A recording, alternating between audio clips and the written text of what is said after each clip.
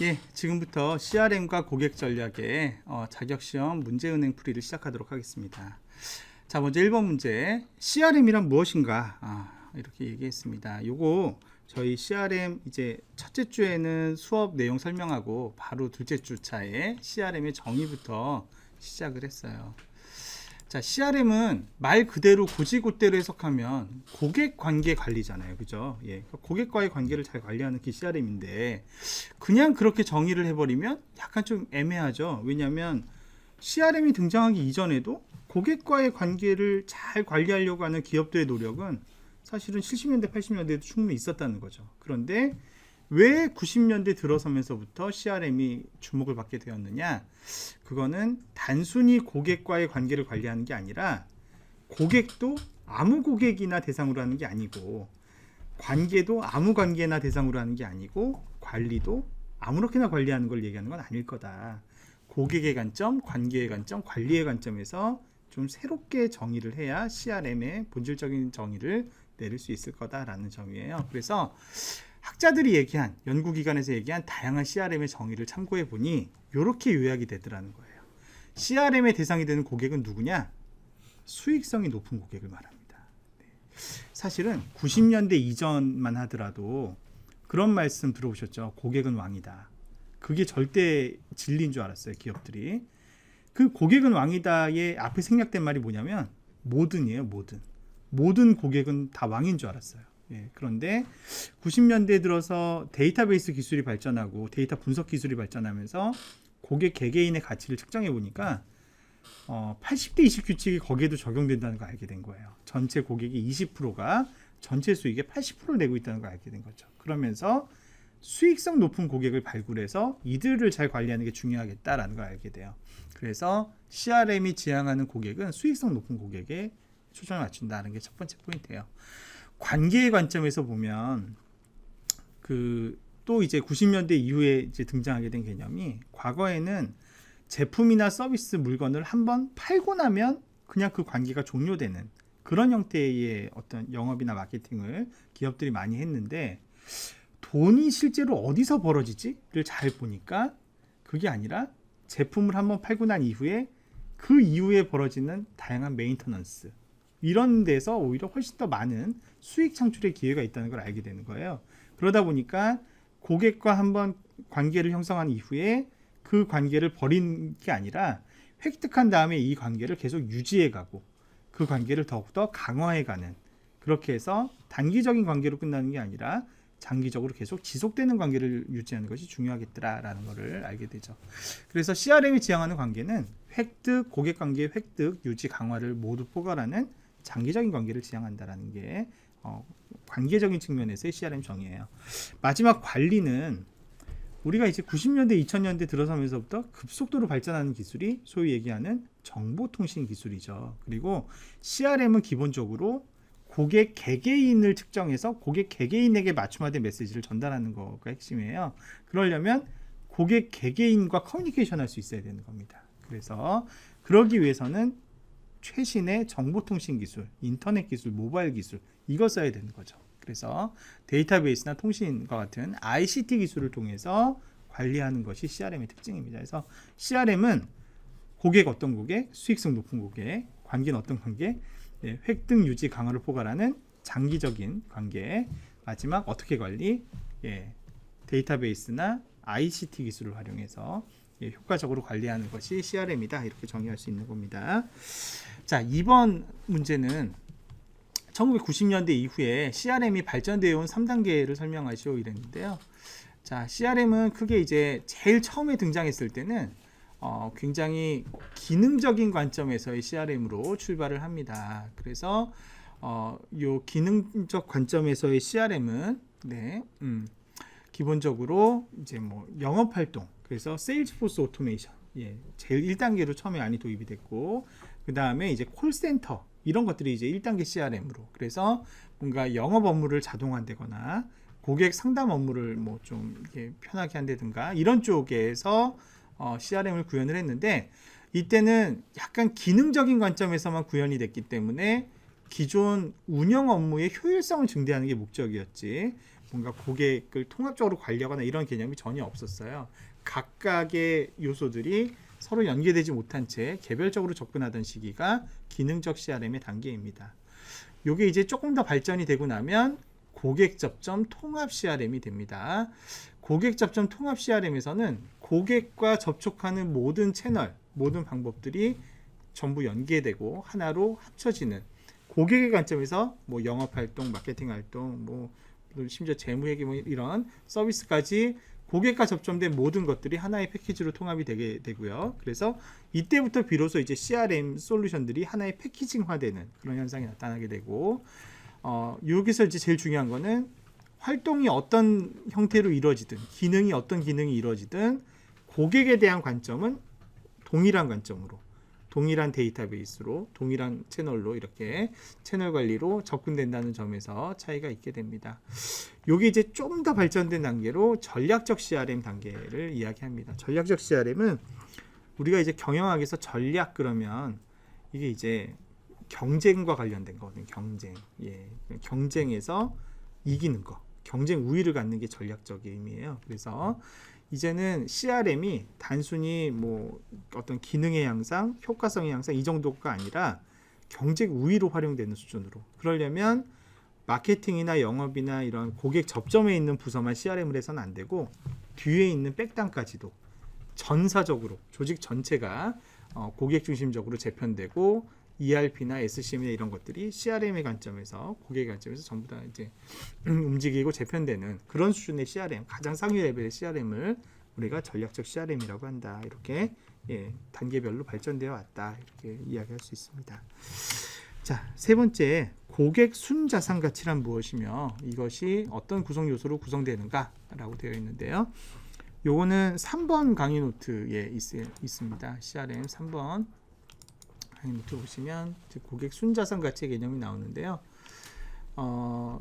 우리가 이제 고객들은 고객 개개인별로 가치를 갖잖아요. 자기만의 어떤 잠재적인 가치를 갖는데, 기업의 성과를 평가할 때 그 기업이 갖고 있는 모든 고객들을 대상으로 그 각자 고객들이 갖고 있는 고객 가치를 다 총합하면 그것이 기업이 보유하게 되는 기업이 고객에 대한 순자산 가치라는 거죠.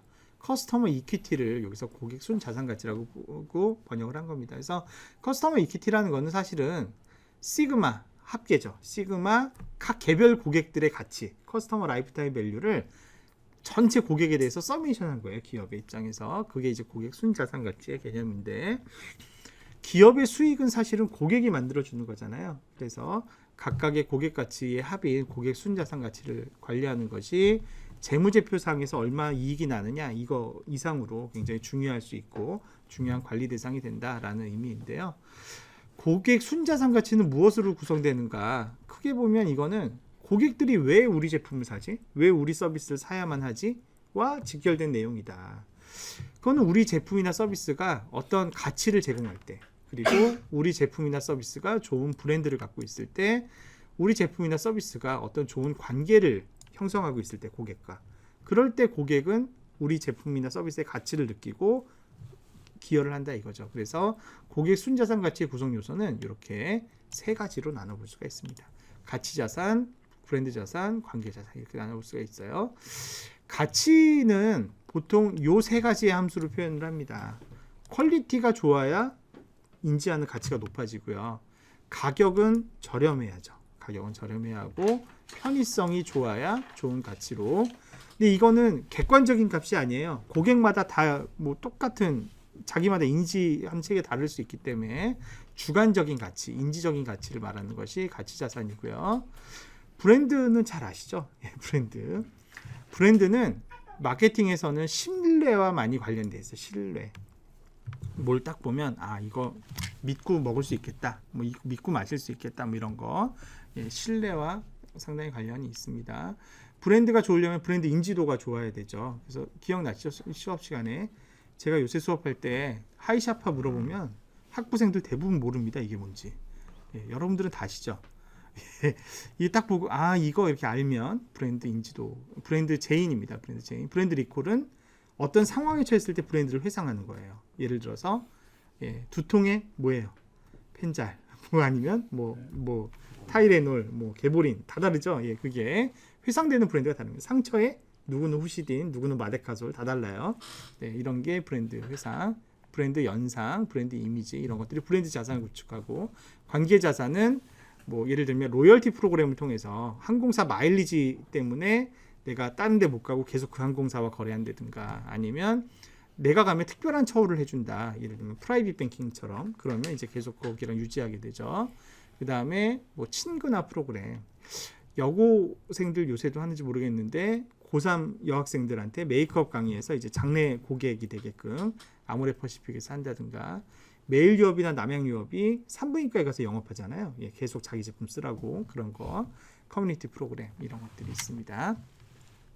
그게 이제 고객 순자산 가치의 개념이 되겠습니다. 즉 고객 순자산 가치라는 거는 고객 가치 총합인데 기업 관점에서 벌어지는 이 고객 순자산 가치는 그게 가치 자산, 브랜드 자산, 마지막 관계 자산 이렇게 구성이 된다. 그것이 3번 문제가 되겠습니다. 4번 고객 만족이라는 것은 무엇이며 어떻게 측정할 수 있는가? 자, 고객 만족은 기대 수준과 실제 경험에서 차이에서 발생하는 불일치 수준에 대한 주관적인 평가다. 즉, 내가 인지한 어떤 결과, 경험에서 내 기대 수준을 뺀 것이 만족으로 정의가 됩니다. 그래서 왜 우리가 기대가 크면 실망도 크다 이러잖아요. 예, 실제로 만족은 기대가 크면 그만큼 만족도가 떨어질 수밖에 없고요. 그래서 이 다음 문제는 저희가 그 만족도의 의미는 무엇이며 만족은 어떻게 측정할 수 있는가 했는데 만족을 측정하는 방법에는 이제 가장 대표적인 지표가 CSI라고 하는 지표예요. 네, 미국에서는 American Customer Satisfaction Index라고 해서 ACSI라는 걸로 측정하고 있고요. 우리나라에서도 능률협회 컨설팅에서 KCSI를 매년 측정하고 있어요. 한국 소비자 만족도. 이거 이제 교수가 제안해서 만든 건데 사람들이 아까 이제 기대와 그 인지된 품질에 따라서 내가 이제 가치를 느끼게 되고 그것이 만족도에 영향을 미친다 이렇게 설명했잖아요. 그런 인지적인 모델을 이렇게 설계하고 만족이 높을수록 불평을 덜하게 되고 충성도는 높아지고 이런 이제 모델을 만들어서 이거를 검증하고 그거에 맞춰서 만족도를 측정하고 있는데 여기 이제 안 나오지만 이 ACSI의 추세를 보시면 이게 80몇 년인가? 거의 30년째 측정을 하고 있는데 거의 오르지 않았어요. 30년 동안. 예. 오히려 막 감소한 해도 많아요. 왜 그러냐? 퍼포먼스는 매년 높아지고 있죠. 하지만 뭐가 더 빠르게 증가하는 거예요? 기대 수준이 더 빨리 높아지고 있는 겁니다. 그래서 만족도 수준은 관리하기 어렵다. 뭐 이런 얘기도 수업 시간에 같이 합니다. 자, 5번 문제 보겠습니다. 예. 고객 만족을 방금 정의했는데 고객 만족 수준을 높이면 기업의 수익성이 항상 보장이 될까? 만족한 고객들은 기업의 수익성에 도움이 될까? 고객 만족과 수익성 사이의 관계는 어떠한가? 예. 대체적으로 고객 만족이 높으면 수익성이 좋을 것 같죠. 예. 그런데 여러분 이거는 그냥 아티클이니까 시험 문제도 풀 겸 이 아티클을 한번 읽어보시기 바랍니다. 이게 뭐냐면 고객 만족도 원래 원제는 고객 만족의 높은 대가예요. 고객 만족을 달성하기 위해서는 대가를 많이 치러야 된다 이런 얘기인데 연구진들이 연구를 해봤더니 기업의 수익성에 고객 만족도가 설명하는 비율은 R 스퀘어 0.0이었대요. 0.02 2% 설명했대요. 2%.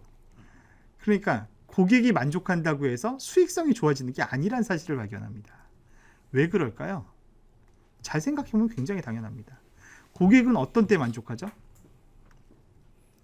지불한 것보다 더 많이 받았어요. 맞습니다. 싸면 만족합니다. 내가 지불한 것보다 많이 받으면 만족합니다. 당연히 수익성이 떨어지죠. 그 얘기가 첫 번째로 나옵니다. 예. 그 다음에 또 언제 만족하냐? 만족은 매니아들이 보통 한다는 거예요. 매니아들이. 예를 들어서 햄버거 시장이 예를 들고 있는데 재무적인 성과로 봐서는 맥도날드가 굉장히 좋은데 만족도로 따져보면은 맥도날드는 버거킹이나 웬디스나 경쟁 브랜드에 비해서 훨씬 떨어진다는 거예요. 예. 그리고 정말 높은 만족도는 미국의 경우에 요새 인앤아웃 버거, 뭐 파이브 가이스 버거 이런 데 있는 만족도가 굉장히 높다는 거예요. 왜 높을까? 메뉴부터 다르다는 거예요. 파이브 가이스 버거는 그 자기네들만의 그 햄버거에 집중해서 그것만 딱 특화해서, 인앤아웃 버거도 완전 햄버거에만 딱 특화되어 있잖아요. 근데 맥도날드 가면 어떻습니까? 무슨 뭐 아이스크림도 팔고 뭐도 팔고 뭐 맥모닝도 팔고 메뉴가 다양하잖아요. 그러니까 재무적인 성과를 키우려면, 매출을 높이고 순이익을 키우려면 다소 만족도는 평균으로 수렴하더라도 여러 큰 시장에 접근을 해야 되는 거예요. 다양한 고객을 만족시켜야 되니까 만족도 떨어질 수밖에 없다 이거죠. 반면에 작은 기업들은 자기네 핵심 지지층들만 만족시키면 되기 때문에 금세 만족도 높일 수 있어요. 그래서 요는 만족도는 재무적인 성과를 2% 설명한다. 관계가 없다고는 얘기할 수 없지만 관계가 높지 않고, 그래서 고객 만족도가 높다고 해서 무조건 수익성이 좋아지는 건 아니다. 그걸 명심할 필요가 있다. 이런 연구가 있다. 그 개념 설명드립니다. 자, 6번. 고객 충성도라는 것은 무엇이며 어떻게 측정할 수 있느냐. 자, 고객 만족과 충성도는 살짝 개념이 다릅니다. 만족은 내가 그냥 뭐 내가 기대했던 거에 비해서 인지된 품질이 좋다라는 게 만족의 상태죠. 근데 만족된 상태가 보통 계속 이어지게 되면 이 만족도는 그 다음 단계로 어떤 형태로 변화하게 되냐면, 나 계속 이 제품만 써야 되겠다, 나 계속 이 브랜드만 써야 되겠다라고 하는 반복 구매. 그거 이제 뭐예요? 충성입니다. 충성도가 높아지게 됩니다. 충성도 영어로 로열티라고 하고요. 그래서 로열티라고 하는 것은 원래는 애착의 상태, 애정의 상태를 얘기하는데, CRM의 관점에서는 특정 상품이나 서비스에 대해서 지속적으로 구매 혹은 이용하려고 하는 의지, 몰입의 정도를 우리가 로열티라고 정의를 합니다. 자, 로열티는 어떻게 측정하느냐? 뭐 보통 이렇게 측정해요. 설문 같은 걸로 당신 다음에도 계속 쓰시겠습니까? 반복 구매 하시겠습니까? 이렇게 물어보는 게 일반적인데, 최근에 로열티를 측정하는 최고의 측정 도구가 나왔습니다. 그게 요 바로 다음 문제에 있는 순추천 지수예요. 순추천 지수. 영어로 줄여서 NPS라고 합니다. NPS. Net Promoter Score. 그러니까 요 문제의 답이 이거예요. 이게 어떻게 측정할 수 있냐? 로열티는 순추천 지수로 측정한다. 이렇게 답하시면 됩니다. 자, 순추천 지수는 아주 기가 막힌 아이디어예요. 이 프레드릭 리히헬드 이 교수가 2003년에 처음 제안을 합니다. 아티클로 제안하고 책도 써서 이게 이제 막 팔리고, 지금은 이제 저작권도 베인의 컴퍼니하고 보유하고 있어서 하는데, 이 모델이 되게 좋은 게 설문을 딱 하나만 해요. 한 문항만 물어보는 겁니다. 한 문항만. 그러면 이걸로 고객 로열티 다 측정할 수 있다는 거예요. 뭘 물어보냐면, 당신은 이 제품이나 회사를 어느 정도 추천하시겠어요? 그거 하나 물어봅니다. 추천 의향을 물어봐요. 만약에 이 추천 의향이 굉장히 높게 나왔다라고 칩시다. 그러면 다른 사람한테도 강력히 추천할 정도면 나는 어떻게 할 거란 얘기예요. 나는 계속 반복해서 살 거란 얘기죠. 그리고 정말 내가 추천 의향이 강하다면 실제로 내가 추천 활동을 하고 다니겠죠. 그러면 내가 반복 구매를 하니까 회사 입장에서는 나를 붙잡을 필요가 없어요. 난 알아서 충성해 주니까. 이탈 방지가 저절로 되죠. 그리고 이 고객이 정말 추천할 의지가 있어서 추천을 한다면 기업은 마케팅 비용을 안 써도 이 기업이 계속 홍보하고 다닐 거예요. 그렇기 때문에 신규 고객이 저절로 획득이 돼요. 이거를 이 학자는 뭐라고 표현했냐면 기업의 유기적 성장이라고 표현을 해요. 이런 고객이 많이 있으면 자동으로 된다는 거예요. 수익성이 자동으로 향상되고 신규 고객도 자동으로 획득되기 때문에 기업은 성장을 안 할 수가 없다. 유기적으로 잘 성장할 수밖에 없다. 돈 안 쓰고 성장한다. 그러니 이게 너무 중요하다 이거죠. 그래서 NPS는 어떻게 하냐? 이렇게 물어봅니다. 이렇게 질문이 하나예요. 문항이. 당신의 친구나 동료들에게 저희 제품이나 회사를 추천할 의향이 얼마나 있습니까? 이렇게 물어봐요. 이거를 0점부터 10점까지 척도로 물어봐요. 자, 이거 몇 점 척도예요? 11점 척도죠. 왜냐하면 0점부터 시작하잖아요. 0점부터. 나는 전혀 없다 추천할 의도가. 이것도 같이 봤습니다. 그런데 이게 재밌는 건 뭐냐면 NPS에서는 추천 고객을 9점 또는 10점 이 두 개만 인정해줘요. 9점 또는 10점을 찍어야만 추천 고객으로 보고 0점부터 6점까지 6점은 절반 이상이잖아요. 이것도 비추천으로 간주합니다. 비추천으로. 그런 다음에 NPS 지수는 추천 고객의 비율 9점 10점 찍은 사람의 비율에서 0점부터 6점 찍은 사람의 비율을 빼요. 그게 NPS입니다. 그러면 여기서 문제. NPS는 마이너스 값이 나올 수 있을까요? 없을까요? NPS는 마이너스 값이 나올 수 있을까요? 없을까요? 없어요? 9점, 10점 찍은 사람이 예를 들면 몇 프로나 있을까요? 만약에 얼마 없고 0점에서 6점 찍은 사람이 훨씬 많으면 0보다 작아질 수 있어요. 근데요, 사실은 0보다 작아질 수 있는 게 아니고요. 0보다 작아지기가 매우 쉬워요. 조금만 못하면 바로 0보다 작아집니다. 9점, 10점을 찍은 사람 별로 없고 6점 찍은 사람 많으면은, 가운데 찍은 사람 많으면 바로 마이너스입니다. 이건. 네, 실제로 제가 해보니까 그렇더라고요. 마이너스 매우 나오기 쉽습니다. 그리고 NPS의 또 굉장히 큰 특징 중에 하나가 기업 간 편차가 엄청 큽니다. 예를 들어서 미국 노트북 시장의 NPS 측정한 결과를 봤더니 1등이 맥북인데 맥북의 점수가 예를 들면 72점이에요. 72%. 그러니까 되게 높은 거죠. 예, 9점, 10점이 굉장히 높았던 거예요. 그런데 2등은 몇 프로냐? 2등이 대리인가 그러는데 30 몇 프로인가 그래요. 그러니까 반도 안 되는 거예요. 네, 이렇게 기업 간의 편차도 굉장히 큽니다. NPS는. 보통 평균적인 기업이 5에서 10% 정도 나온다고 하고요. 저 값이, NPS 값이 평균 이상이면 10에서 50, 정말 글로벌 리더들이 돼야 50에서 80 정도 나온다고 해요. 11점 척도를 사용한 이유는 이게 약간 서양의 철학이 반영된 거예요. 굉장히 프리사이즈하게 아주 하겠다. 우리 동양은 이게 뭐 0점이냐 3점이냐 이 차이를 이렇게 아주 하지 않잖아요. 우리는 대충 하잖아요. 그래서 사실은 이것도 능률협회 컨설팅이 가져와서 하고 있어요. KNPS라고 매년 하고 있거든요. 모르셨죠? 매일 하고 있는데 KNPS는 7점 척도로 측정해요. 7점 척도로. 그래서 6점하고 7점을 찍으면 추천. 그 다음에 1점부터 3점까지 찍으면 비추천. 이렇게 해서 하고 있습니다. 우리나라의 현황을 반영했고, 왜 9점 10점만 추천 고객이냐? 사람들은 대부분 점수 후하게 준다는 거예요. 그리고 극단적인 점수는 잘 안 찍는다 이거죠. 그러니까 극단적으로 추천을 해야 진짜 추천하는 고객으로 인지하겠다 이런 뜻이에요. 고객 만족도가 아까 얘기한 것처럼 조직 성과와 상관관계가 안 보여요. 2%밖에 안 보여요. 예, 그리고 고객 만족이 무조건 조직 성과랑 연계되는 게 아니라 이 사이에 뭐가 있는 것 같은데 그 사이에 있는 게 고객 충성도인 것 같고, 그 충성도는 NPS로 측정하는 게 좋겠다. 그리고 아까 얘기했던 그 유기적 성장이 가능하고, 그리고 질문이 너무 간단하잖아요. 하나만 물어보면 되잖아요.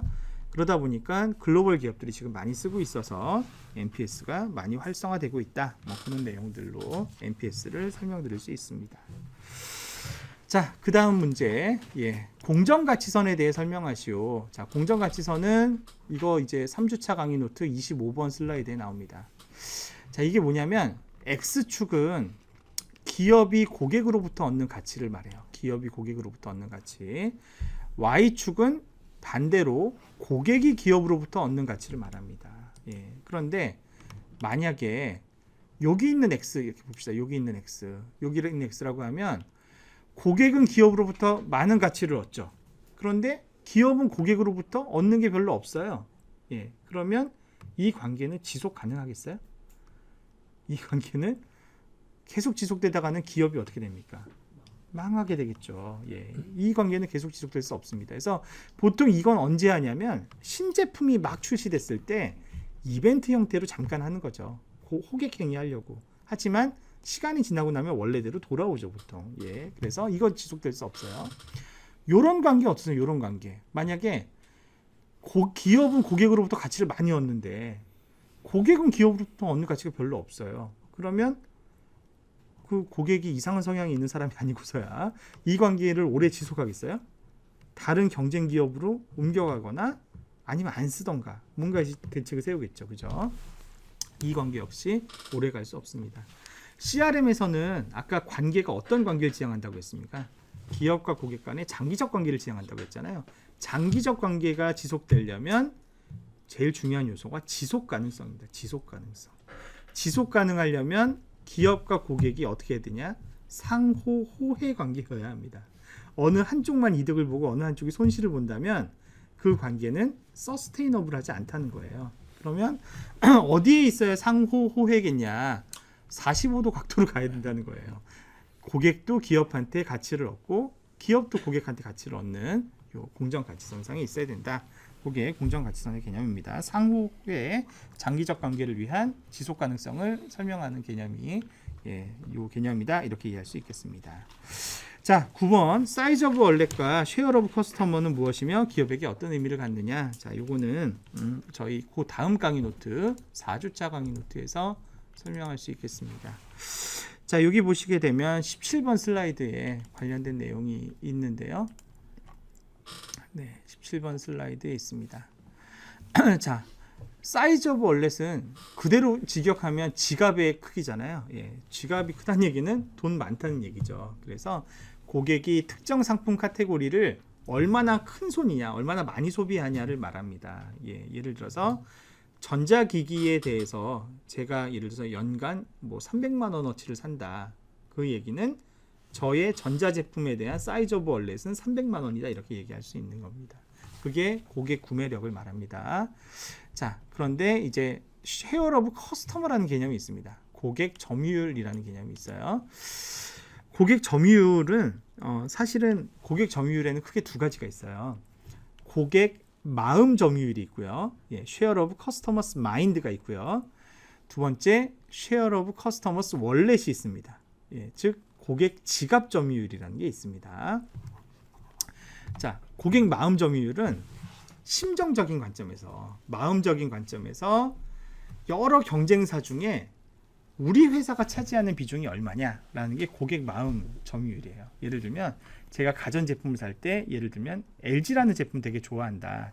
제 마음속에서 LG라는 회사는 예를 들어서 뭐 50%를 차지하고 있다. 그러면 LG라는 회사에 저에 대한 제가 갖고 있는 고객 마음 점유율은 50%죠. 그런데 우리 집에 가면 제품의 50%가 LG냐? 아니에요. 실제 구매하는 거는 그렇게 안 할 수도 있는 거예요. 제 마음은 그렇지만 근데 사람 마음이 어떻게 생겼는지 들여다볼 수 있어요, 없어요? 없잖아요. 그래서 우리가 고객 점유율에는 마음 점유율과 지갑 점유율이 있지만 마음 점유율은 측정이 안 된다는 한계가 있습니다. 그래서 사실상 고객 점유율은 뭐와 동의어로 인식이 되냐? 지갑 점유율로 인식이 됩니다. 지갑 점유율은 이 사람이 한 특정 기간 동안 소비하는 전체 금액 중에 특정 기업으로부터 얼마만큼 구입하느냐의 비율, 그것이 고객 점유율입니다. 그래서 제가 아까 전자제품을 연간 300만 원어치 산다 이랬는데 예를 들면은 100만 원어치 애플 제품을 쓰고 있다. 그러면 애플이라는 회사가 갖는 저에 대한 고객 점유율은 300분의 100. 그래서 3분의 1, 33.3%가 되는 거죠. 그게 고객 점유율이 되겠습니다. 자, 이 두 개가 갖는 마케팅적인 함의 어떤 게 있냐? 기업의 입장에서는 사이즈 오브 월렛과 쉐어 오브 커스터머가 둘 다 높은 고객이 사실은 좋은 고객이 되겠습니다. 그죠? 큰 손인데 우리 거를 많이 사요. 그러면 어떤 고객이에요? 제일 좋은 고객이에요. 초우량한 고객이죠. 가장 바람직한 고객입니다. 그런데 사이즈 오브 월렛은 작아요. 그런데 쉐어 오브 월렛은 커요. 그럼 어떤 고객이죠? 돈 안 되죠. 흑수저인데 마음은 기특한 그런 고객이잖아요. 이런 고객은 어떻게 해야 될까요? 그냥 그 마음 변치 않게 잘 유지하면서 이 고객이 예를 들면 보통 이제 학생들이 많아요. 빨리 취업해서 돈 벌어라. 우리 회사의 초우량 고객이 되거라. 이렇게 잘 관리할 필요가 있겠죠. 만약에 사이즈 오브 월렛은 큰데 쉐어 오브 커스터머가 낮아요. 그런 고객은 어떤 고객이에요? 큰 손인데 우리한테 별로 안 사고 있는 고객이잖아요. 이런 고객한테는 계속 새로운 오퍼를 해야 됩니다. 사이즈 오브 월렛에 더 많은 포션을 우리가 뺏어올 수 있게 적극적인 마케팅 대상은 사실은 사이즈 오브 월렛은 크지만 쉐어 오브 커스터머는 낮은, 쉐어 오브 월렛은 낮은 그 고객을 주로 해야 되고, 사이즈 오브 월렛도 낮고 쉐어 오브 월렛도 낮다. 이러면 어떻게 됩니까? 버리면 됩니다. 그 고객은 무시하면 된다. 이런 이제 전략적인 방향까지 이걸 조합해서 활용할 수 있다라는 게 9번 문제와 관련된 내용이에요. 자, 10번 문제 넘어가겠습니다. RFM 분석에 대해서 설명하시오. 자, RFM 많이 들어보셨을 것 같은데 R은 뭐죠? 리센스입니다. 리센스. 최근성은 가장 최근에 구매한 시간으로부터 얼마나 흘렀냐. 요거. 최근에 구매한 사람일수록 좋은 고객이죠. 최근까지 거래했다는 뜻이니까. F는 뭐예요? frequency의 줄임말입니다. 얼마나 내가 관찰한 기간 동안 자주 구매했느냐. 마지막 M은 뭐죠? monetary. 얼마나 많은 구매를 했느냐라는 거예요. 예, 그런데 이 기법의 이름을 우리가 FRM 이렇게 안 부르고 MRF 이렇게 안 부르고 RFM이라고 부르잖아요. 예. 왜 RFM이라고 부르느냐? 많은 경우에, 대체적인 경우에 R이 가장 설명력이 높고요. F가 그 다음으로 설명력이 높고 M이 가장 설명력이 없기 때문에 그렇습니다. 그런데 이거는 대체로 그렇다는 거지 산업에 따라 기업에 따라 다른 경우도 있습니다. 그렇기 때문에 선택적으로 그거는 반영해서 사용을 해야 되는 것이 되겠습니다.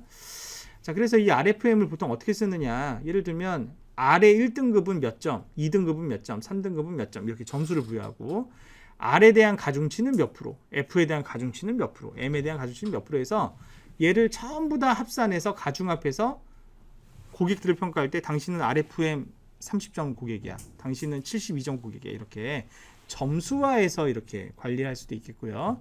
근데 이거보다 더 많이 쓰이는 방식은 이렇게 하는 방식이에요. 일단은 R을 기준으로 해서 5개 집단으로 나누고 그 다음에 그 나눠진 집단에 대해서 F를 기준으로 다시 또 5개 집단으로 나누고 그래서 또 나눠진 집단에서 M을 기준으로 다시 또 5개 집단으로 나누고 그러면 코드가 111부터 555까지 총 125가지의 경우가 생길 수가 있고요.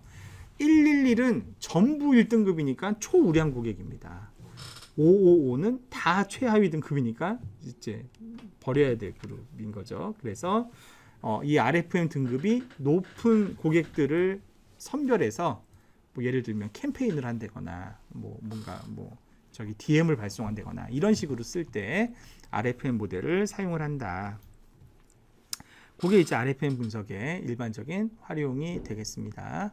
예, 이 정도로 그냥 설명을 해주시면 될 것 같아요. 자, 그 다음 문제 연관 규칙 분석에 대해 설명을 하고 CRM에서 어떻게 활용될 수 있는지 설명하시오 이렇게 되어 있습니다. 자, 요거는 8주 강의 노트 CRM 08에 14번부터 슬라이드에 있는 내용이 되겠습니다. 여러분 그 연관규칙 분석은 장바구니 분석이라고도 하는데요. A를 사면 B도 산다 이런 게 연관규칙 마이닝이에요. 예, 그래서 우리 장바구니에 보면 예를 들면 그 얘기 많이 들어보셨죠? 맥주를 사면 기저귀도 사더라. 뭐 이거를 월마트에서 발견해서 했다고. 근데 이제 시간적 선후 관계는 고려하진 않아요, 사실은. 예, 시간적 선후 관계까지 고려하려면 그거는 이제 연관 규칙 마이닝이라고 안 하고 순차 규칙 마이닝이라고 합니다. 그거는 다른 기법이고요. 연관 규칙 마이닝에서는 그 두 개가 같이 담긴다 이런 거지. 뭐 시간적 선후 관계는 고려하지 않는데 이걸 이제 룰을 막 뽑아줘요, 자동으로. 그러면 지지도, 신뢰도, 향상도 이런 것들을 고려해서 이 우수한 규칙만 추리게 됩니다. 예를 들어서 품목 A를 구입하면 B도 같이 구입하더라. A를 사면 B도 사더라 라는 게 있을 때 지지도라고 하는 거는 전체 거래수 중에 이 두 개가 동시에 담긴 거래의 개수가 얼마나 있느냐 이거를 이제 말합니다. 이거의 의미는 이 규칙이 전체 거래 중에 얼마나 자주 발현했냐 이런 뜻이잖아요. 예, 그 얘기는 얼마나 좀 가치가 있는 규칙이냐.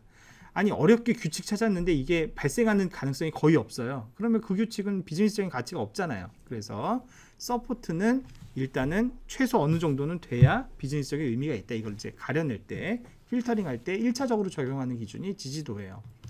컨피던스는 규칙의 강도를 얘기하는 건데 자, 신뢰도 A, B는 A를 포함하는 거래 중에 A와 B를 동시에 포함하는 거래의 비율이 얼마이냐를 말합니다. 즉 A가 이미 포함이 된 거래들이 있을까? 그러니까 A가 담겨진 장바구니는 굉장히 많을 거 아니에요. 그 중에서 B도 같이 담겨진 경우의 수가 얼마나 있느냐.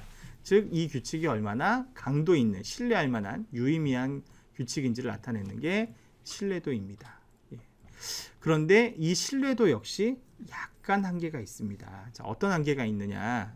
예를 들면 PB가 높으면 A가 담겼을 때 B도 같이 담겨 있을 확률이 자동으로 높아지는 거예요. 예, 예를 들면 파전집이 있다고 합시다. 예, 전집이 있다고 할게요. 전집에 가면 왠지 막걸리가 땡기지 않으세요? 예, 그래서 막걸리를 계속 시켰어요. 그랬더니 연관규칙이 파전을 시키면 막걸리를 산다.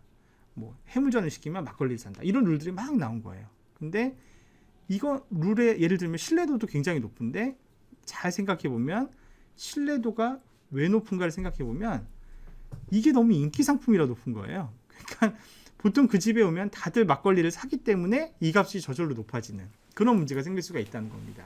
그래서 향상도라는 개념을 추가로 고려를 합니다. 향상도는 뭐냐면 아까 보셨던 그 신뢰도를 다시 B를 담았을 확률로 나눠주는 거예요. 그러니까 우연히 B로 구입해야 할 확률 대비 A를 구입했기 때문에 B도 같이 구입했을 확률의 비율이 리프트예요.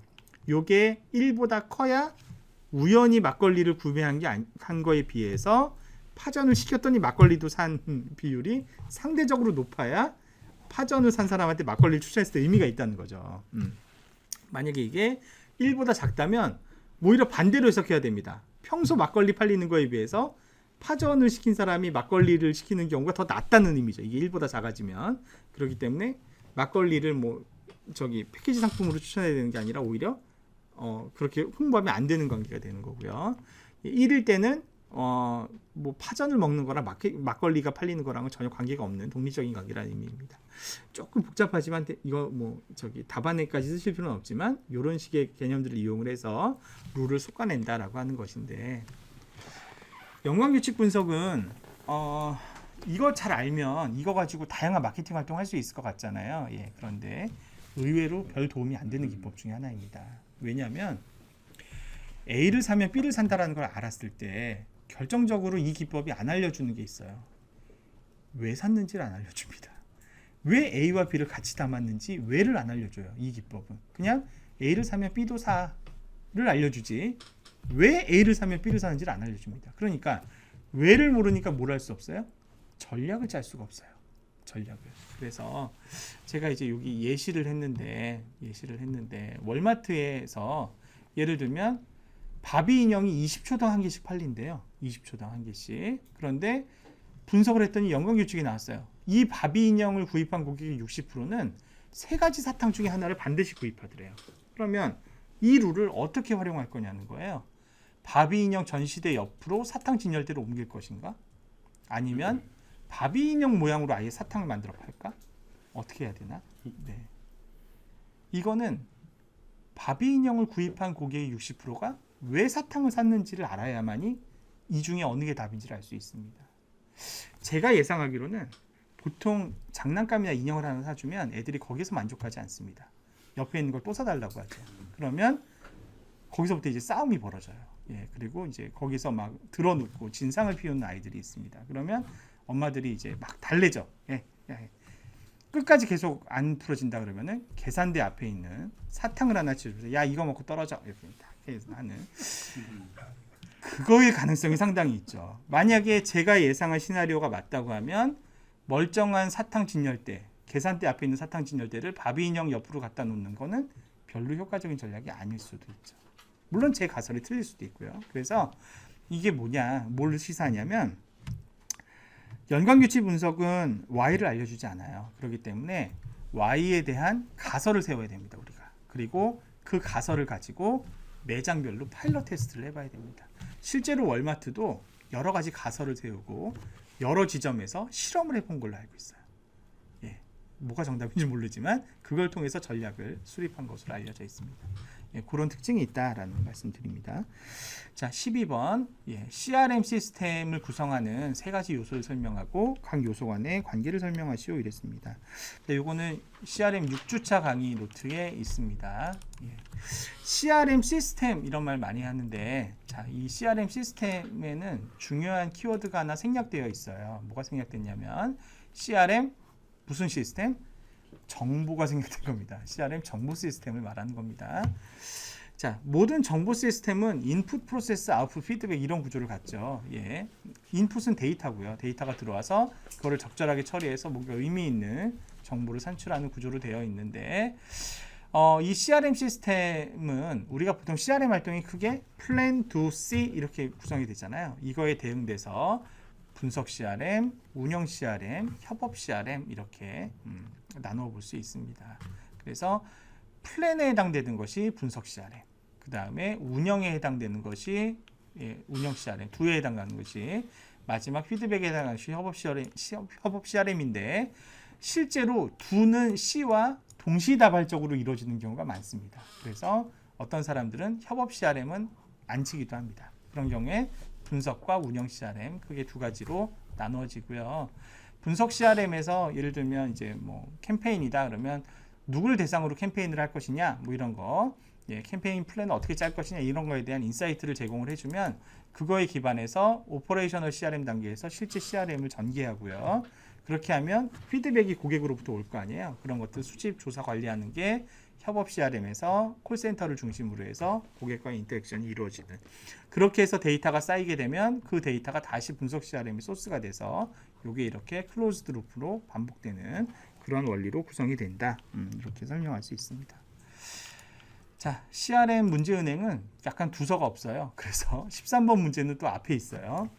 4P와 4R은 어떻게 다른지 설명하시오 이랬습니다. 4P는 마케팅의 기초라서 여러분들 많이 아시지 않으세요? 4P 혹시 뭡니까? 마케팅에서 4P. 네. 예? 프로덕트, 플레이스, 네. 프로모션, 네. 예. 프라이스. 아, 예, 맞습니다. 학부 때 마케팅 원론 수업을 열심히 들으셨나요? 예.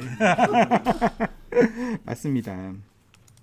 그 방금 대표님 잘 말씀해 주셨는데 그 4P 할 때 제일 처음에 첫 번째 P 아까 뭐부터 얘기하셨어요?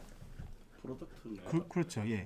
모든 마케팅 책에 보시면 프로덕트, 그러니까 일단은 제품을 먼저 정하고 그 제품에 대해서 보통 그 다음에 프라이싱이 나옵니다. 가격을 정하고 그 이제 프라이싱 된 거에 대해서 뭐 프로모션과 플레이스를 전개하는, 그러니까 프로모션은 판촉, 플레이스 유통 이거 하는 거죠. 그래서 제품을 정하고 가격을 정한 다음 적절하게 판촉과 유통을 하는 그것이 이제 4P인데 제일 먼저 뭐로 시작했어요? 제품으로 시작한단 말이에요. 그래서 전통적인 마케팅은 일단 제품을 먼저 만들고 그 제품에 적절한 가격을 부여해서 그 다음에 마케팅 계획을 수립하는, 그런데 CRM에서는 그렇게 하면 안 된다는 거예요. 첫 출발이 어디서부터 출발해요? CRM은 사람, 고객부터 시작해야 됩니다. 그러면 C가 돼야 되잖아요. C. 그런데 C 그러면 4C가 안 돼요. 왜냐하면 C로 시작하는 단어 4개로 만들 수가 없기 때문에. 그래서 약간 치사한 방법을 씁니다. 자, 그게 뭐냐? 라이스를 붙인 거예요. 라이. 4R에 R은 다 라이트예요. 네, 피식 웃음이 나죠. 네. 첫 번째는 right customer부터 하는 거예요. 일단 고객부터 찾는 겁니다. 누가 나의 적절한 고객인가를 찾고요. 그 다음에 right product예요. 그러니까 right customer가 필요로 하는 상품을 그 다음 단계에서 찾는다는 거죠. 그리고 나서 가장 적절한 메시지의 커뮤니케이션에 또 방점을 두기 때문에 CRM은 right timing, right 채널을 찾습니다. 그래서 4R의 개념으로 접근을 한다. 둘 사이의 가장 큰 차이는 첫 출발이 다르다가 가장 큰 차이입니다. 4P는 프로덕트부터 시작하는 제품 중심의 좀 오래된 개념이라고 하면 4R, CRM이 대표하는 4R은 right customer로 시작한다. 그것이 핵심이 되겠습니다. 자, 14번 문제. CRM 중심의 마케팅 전략 3가지를 제시하고 각각을 약술하시오 이랬습니다.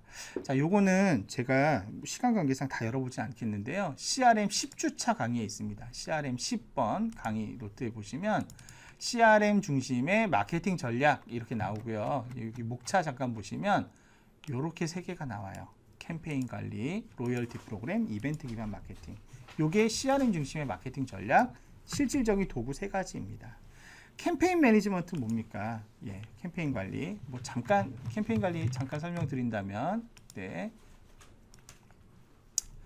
자, 캠페인은 요게 이제 캠페인의 특징인데 일단 어떤 목적이 있어야 돼요. 이번 캠페인을 통해서 내가 이탈한 고객을 재활성화하겠다라든가, 이번 캠페인을 통해서 내가 새로운 신제품을 판촉을 하겠다라든가, 뭐 이번 캠페인을 통해서 뭐 고객의 반응을 뭘 하겠다라든가, 교차 판매를 하겠다라든가 이렇게 어떤 목적이 있고요. 그 목적을 가지고 정기적 혹은 비정기적으로 또 기간이 일정해야 돼요. 언제 시작해서 언제 끝내겠다라고 하는 기간이 일정하고, 그 다음에 모든 고객을 대상으로 하는 거는 캠페인이 아닙니다. 반드시 목표 고객을 선정해야 돼요. 일정 조건에 부합하는 목표 고객들을 대상으로 펼쳐지는 원투원 커뮤니케이션 활동을 우리가 캠페인이라고 부릅니다. 전통적인 마케팅에서는 프로모션을 많이 했잖아요. 이 프로모션과 캠페인은 뭐가 다르냐? 일단은 목적이 얘는 그냥 일반적인 제품 홍보예요. 예. 반면에 캠페인은 아까 얘기한 것처럼 목표 고객별로 차별화된 목표가 있죠. 대상도 달라요. 캠페인은 어떤 딱 목표로 하는 집단이 있는 반면에 프로모션은 불특정 다수를 대상으로 한다는 점에서 차이가 있다. 이런 점에서 차이가 있는 캠페인 매니지먼트. 요게 이제 CRM에서 많이 활용되는 첫 번째 프로그램. 두 번째 로열티 프로그램이 있습니다. 로열티 프로그램, 뭐 우리 흔히 알고 있는 마일리지 이런 거 있잖아요. 예. 반복적으로 구매하는 고객에게 리워드를 제공을 해서 우리 제품을 더 반복적으로 구매하고 쓰게끔 만드는. 근데 이 로열티 프로그램은 잘못 도입하면 돈은 돈대로 쓰고 효과는 없고, 왜냐하면 단골 고객들은 굳이 이거 안 해도 계속 이미 쓸 가능성이 있거든요. 그러니까 안 써도 되는 돈을 쓰게 될 경우가 있다.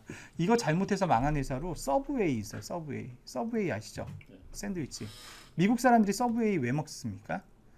아침에 출근할 때 아침 대용으로 먹잖아요. 예. 그런데 서브웨이가 아무 이유 없이 남들 다 하니까 같이 로열티 프로그램을 도입을 했어요. 스타벅스나 경쟁사들이 하니까. 그랬더니 어차피 아침을 서브웨이로 먹을 수밖에 없는 사람들이 괜히 쓸데없이 10개 중에 한 번을 공짜로 먹게 된 거예요. 서브웨이의 수익성만 떨어지고, 그렇다고 해서 뭐 안 먹던 사람들이 갑자기 서브웨이를 먹게 되거나 그것도 아니고, 그래서 돈만 쓰고 실패한 대표적인 사례가 있습니다.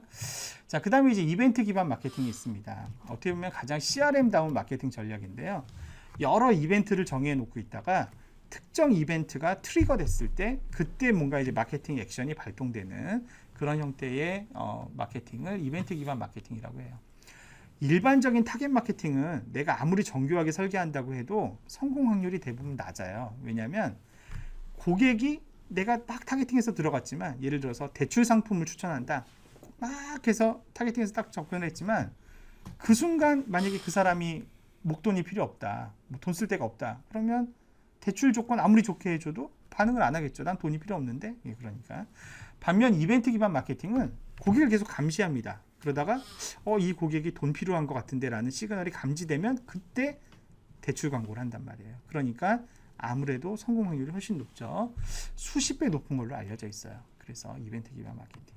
이벤트 기반 마케팅의 성공 요인은 전적으로 이벤트를 어떻게 정의하느냐에 따라 달라집니다.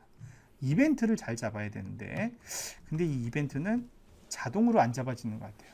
보통 이 경험 많은 사람들이 많이 잘 잡아야 된다. 자, 그렇게 되고요. 그 다음에 이제 마지막 문제입니다. 전통적인 고객 서비스와 CRM 중심의 고객 서비스는 어떻게 다릅니까? 자, 요거는 저희 11주차 강의 노트에 있습니다. 11주차에 보시면 CRM 중심의 영업 고객 서비스 전략이 이 챕터의 제목인데, 앞에는 CRM 중심의 영업과 일반 영업은 어떻게 다른지, 그게 이렇게 기존 영업 방식과 CRM 중심의 영업의 차이점이 나오고요. 자, 근데 이 문제에서는 CRM 중심의 고객 서비스와 일반 고객 서비스의 차이를 물어봤습니다. 기존의 고객 서비스는 기본적으로 고객 서비스를 안 좋게 생각합니다. 고객 클레임 걸고 이런 거니까 안 좋게 생각하고, 가급적이면 줄여야 될 난제로 생각하죠. 하지만 CRM에서는 고객의 소리잖아요. 이게 고객의 불만을 잘 들으면 오히려 새로운 기회가 생길 수도 있다. 고객 지식 확보의 기회라고 생각을 합니다. 그러다 보니 기존에는 고객 서비스를 제공하는 기관을 코스트 센터로 자꾸 생각하는 경향이 있는데, CRM에서는 잘만 활용하면 프로핏 센터, 레비뉴 센터로도 얼마든지 쓸 수 있다, 이렇게 생각을 합니다. 고객 서비스의 위상도 다릅니다. 기존 서비스에서는 그냥 기능적으로 그 CS 부서 거기서 이제 처리하는 반면에 이게 이제 CRM에서는 이게 굉장히 중요합니다. 콜센터 굉장히 중요하게 생각하잖아요. 그래서 CRM 전략의 핵심 수행 부서로, 왜냐하면 고객을 일선에서 접점 관리를 하니까 그렇게 위상이 다르다. 고객 지향성이 다릅니다. 일반적인 고객 서비스는 친절함이 단데 CRM에서는 친절함 플러스 알파가 있어야 된다. 보다 고객 지향적인, 그러니까 단순히 친절한, 그러니까 고객들은 보통 문제를 해결하려고 찾아오잖아요. 그럴 때 친절하게 예, 그 문제는 저희가 못 풉니다 이렇게 안내해서 안 된다는 겁니다. 친절한 플러스 문제까지 해결해줘야 예, 고객이 지금 물어보는 거 해결해줘야 CRM 중심의 고객 서비스다.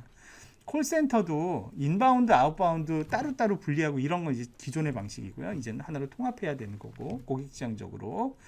그러다 보니까 이제 고객 서비스도 기존에는 아웃소싱 많이 하죠. 비용 절감하려고. 최근에는 인소싱 많이 한다. 왜냐하면 이런 상담하시는 분들, 고객 접점하시는 분들의 만족도가 성과를 다르게 좌우한다. 이런 거. 그다음에 이제 기존의 고객 서비스는 고객이 클레임 걸어오면 가급적이면 그 상담원 선에서 처리하게끔 하고 거기서 이제 연결을 끊게 하려고 하는 방패막으로 이제 콜센터를 쓰는 경우가 많은데 이런 CRM 중심의 기관에서는 오히려 이걸 깔때기로 생각해서 VOC가 쫙 들어오면 이것들을 실제 관련 부서에다가 연결시키고 그 문제를 해결하게끔 함으로써 이게 이제 조직에 뭔가 반영이 되게끔 그런 역할들을 잘 수행을 한다. 그런 차이가 있습니다. 이제 뭐 다 쓰시라는 건 아닙니다. 기억나는 거 잘 정리해서 쓰시라는 의미다. 이렇게 말씀드리겠습니다. 예, 긴 시간 수고 많으셨고요. 그럼 CRM에 대한 소개도 여기서 마무리하도록 하겠습니다.